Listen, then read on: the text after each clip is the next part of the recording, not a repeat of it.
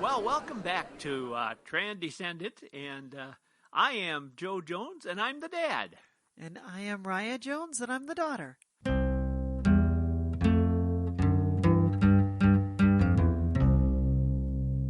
Hey, Raya, I gotta tell you about a book I just finished. It was called The Girl I Left Behind. It was a Japanese story translated into English, and I read this story, and I kind of thought that it's really appropriate in some way to what we want to discuss here about accepting each other and accepting the situation of our LGBTQ person coming out. And what the story is about. It's about the end of World War II. Japan is devastated. There's so many things that are making it difficult for people to live. They don't know where they're getting food from. It's really difficult. And this girl from northern part of Japan doesn't know what to do. Her father has died, and there's no money, and then her mother gets sick and died. She's alone, so she goes to Tokyo, and there's nothing she can do. She doesn't have a skill set. She didn't even learn how to do enough things to be able to support herself. So she got a job in a bar. And that's about what all of the girls were able to do. Get a job in a bar and hope for tips and try to wine and dine the guys that came in there. Well, she did have a boyfriend, and the book is written from the boyfriend's point of view. She was in the bar, and one time she noticed that she was having some kind of a problem with, she has a skin problem on her face, and it bothered her, and her boyfriend was bothered about it, and finally he told her to go to the doctor. Well, she went, and she was diagnosed with Hansen's disease. That's leprosy, but now called Hansen's disease. And so they told her she had to go to a leper colony, but leper colonies, even after World War II, didn't exist much. But there was a place that she could go to that was run by Catholic nuns, and they took care of people who had Hansen's disease. So she packed her bags, got on the train, went to this place. It was not that far outside of Tokyo, probably an hour and a half by train. She got there, she got off the train, the doors opened up, and as she walked out, she could see at the end of a long road the Hansen's disease area there. She walked down, and it was just devastating. She came in and she sat down. They welcomed her. They assigned her to a room. She had a roommate. And for a week, she cried. All she could do is cry. She couldn't imagine. Finally, after a week, one of the nuns came in and said, "Okay, that's enough now. You two girls, you just came here, and I understand there's problems here, but there's a lot of people that are a lot further in this disease than you are. So while you are here now, you have to help us. You have to begin working and helping us, because there's a time when you're going to need help. And so you have to earn your keep. You're going to be washing bed sheets, or you're going to be making food, or you're going to be cleaning. You're going to be serving those who cannot serve themselves." And so she did for 2 years. After about 6 months, she noticed her roommate was getting worse, and she wasn't. After about a year, her roommate was moved to another spot because she was worse. And yet, this girl was not getting any worse. She was the same. They brought in a new roommate who was in the early stages of Hansen's disease. And eventually, after about a year and a half, they couldn't understand why she wasn't getting any worse. Well, about a year and 9 months later, they had her re-examined by people who diagnosed her, and they discovered they were wrong. It was a wrong diagnosis. She did not have Hansen's disease. What she had was benign, and it wasn't a serious problem at all. But they didn't know that. So being misdiagnosed, she said, I can leave now. I can go home. I can be back with society. So she left. She packed her bags, walked to the train station. The train came, and she turned around and looked one last time at the building she was in, where the people with Hansen's disease were. She turned and looked at the train. The doors closed and the train left. She picked up her bags and went back. She realized that this was her life now. Her life was serving others. She realized that she'd actually found what she could do in life that really mattered. Now, what changed? Nothing really changed. What changed was her attitude about what she was doing. She suddenly realized once she accepted it, it was fine. It's what she wanted. And that was just a whole new revelation to her. She didn't have to go back and work in a bar. She had a career. She had a life. She had a lifestyle.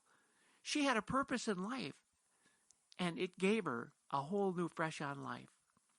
And I think there's a situation like that with us when suddenly, as a parent, I'm told just up front that, oh, there's a situation here that's different from what I expected. And then first there's that long acceptance period. But then there could be the period that if you were suddenly removed from that relationship completely, you may want to turn back and say, wait a minute, this is the relationship I want.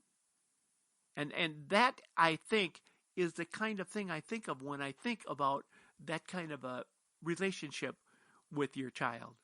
And that's what we're talking about today. We're talking about parents and how parents can react when their children come out.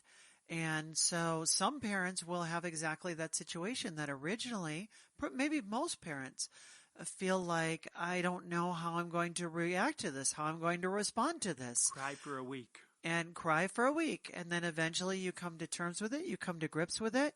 And then when you think, you know what, actually, if I could have it different than this, I wouldn't want that, because now I know who my child is. I have a better understanding of who my child actually is, rather than who my child was pretending to be for my sake. I see my child, you, in a completely happier situation, in a situation that you're comfortable with, in a situation that says, this is my life now. And you've accepted it, and it makes you a much more comfortable person in your life.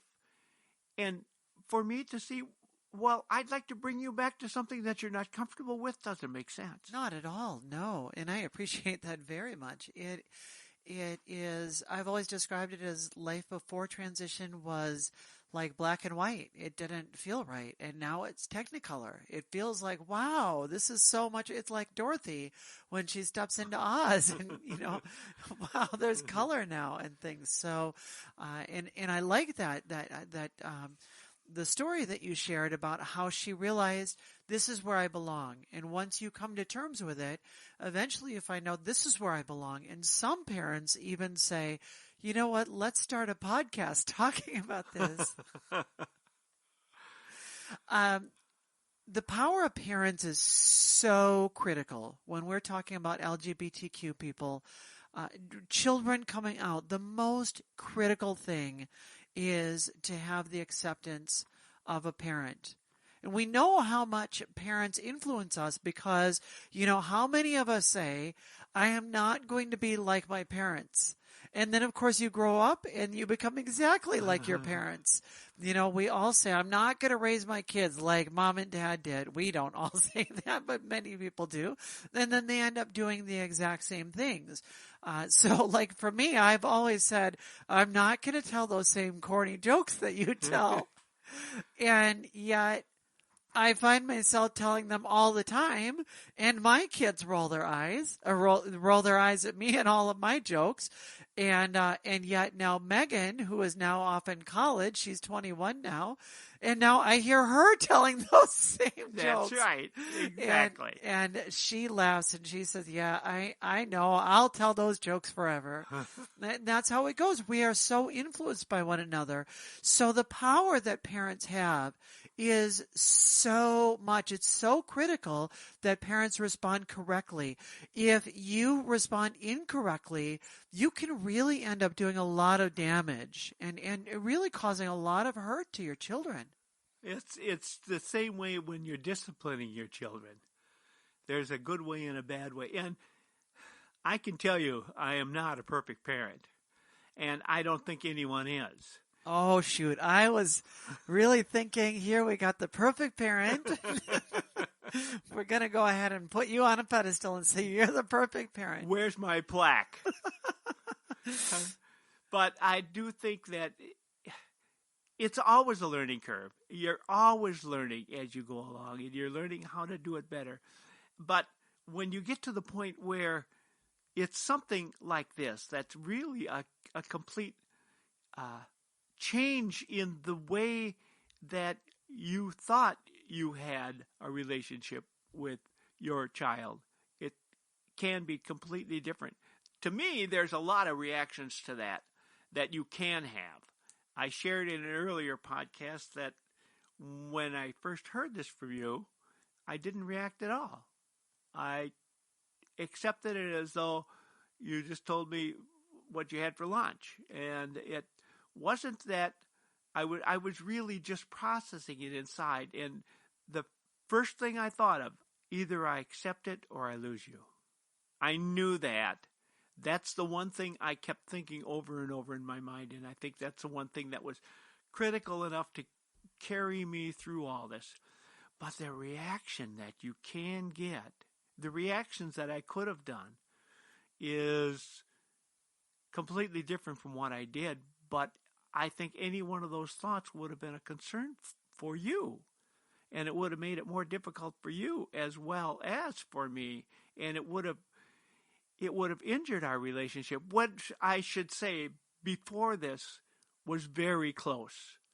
I always thought of you as my best friend. Mm-hmm. We were very close. When we worked together at Jones Publishing, I feel like we had the best working relationship of anybody I've ever had a working relationship with ever. We really worked together well. Exactly. I remember coming in when I was a kid and seeing you working together with Scott, and you had a really close relationship, and then that sort of fell apart, and it didn't, as he went a different way, and that didn't really pan out the way that we kind of thought.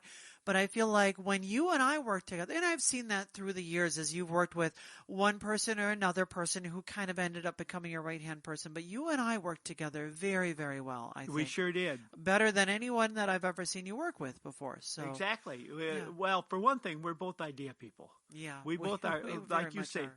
big picture people. Mhm. And that's unfortunate, because if one of us was more about the details, it probably would have looked a little bit better.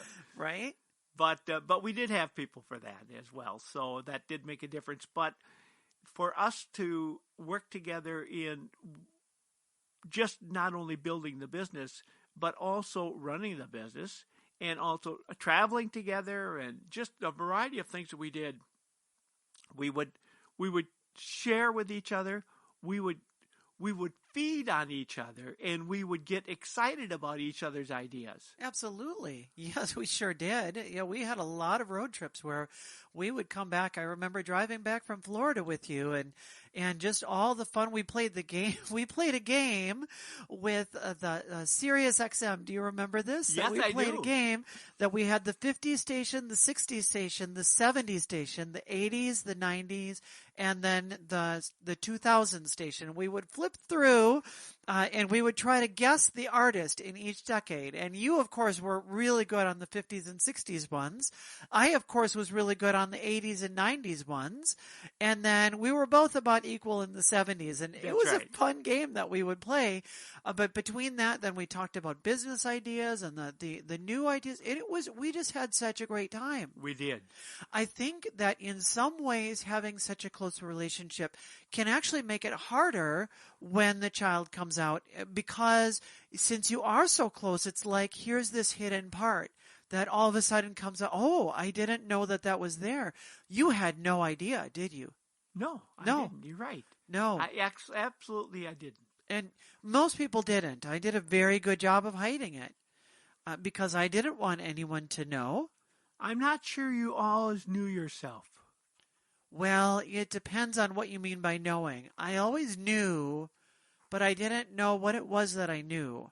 Mm-hmm. I knew that I had a secret, and I knew that there was something, and if there was somebody that was there that could help draw it out what that secret was, it would have been very clear very quickly. One of the things that was difficult for you, I think, is that you had worked earlier as a pastor, and you had somebody else in the church that you had a lot of respect for that didn't accept what you were talking about at all and made it difficult for you. There were definitely issues with the church, absolutely, but I would say that the issues with the church were really not about people. You know, oftentimes people will say that. They'll come back and they'll assume that LGBTQ people really get hurt by the church. And I think that there is absolutely a lot of that. But for me, I was not really hurt by people. There were a few people that said a few things, but in general, the hurt that I experienced was not from that. It was about the beliefs that I had. That was much more difficult for me to reconcile my beliefs and my faith and my understanding. And you can tune into a later podcast, which we're going to do an entire show about that. So to sum up, the secret that will save your relationship is accepting that it won't change.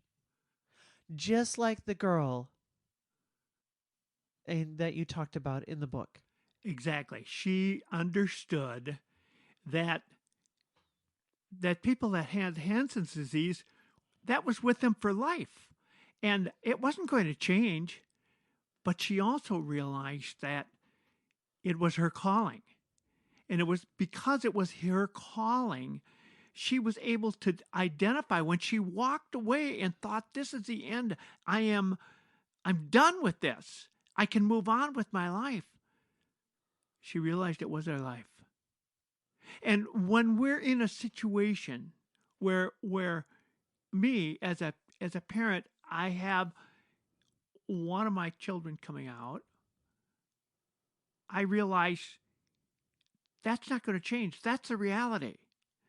And when I accept that reality, I don't get on the train and go away. I turn around and walk back. That's easier said than done. It's easy to talk about it and think, oh, sure, we can go ahead and do this. But what does that look like in practice? We're going to talk about that next time. We're going to go through 7 practical things you can do. Our next episode is going to be 7 behaviors that show meaningful acceptance. A meaningful acceptance is what this podcast has been all about. And you're going to see meaningful acceptance number 2 coming up next week. Right, because it's so important that we learn to create positive relationships together. We would love your feedback in the meantime. Go ahead and send us an email if you have a question or a comment or any kind of response to what we talked about here today. You can email us. Our email is trendescendant@gmail.com. And we're looking forward to hearing from you. And I hope you're looking forward to hearing from us next week. And don't forget to tell your friends to tune in. And you can get this wherever you find your podcasts.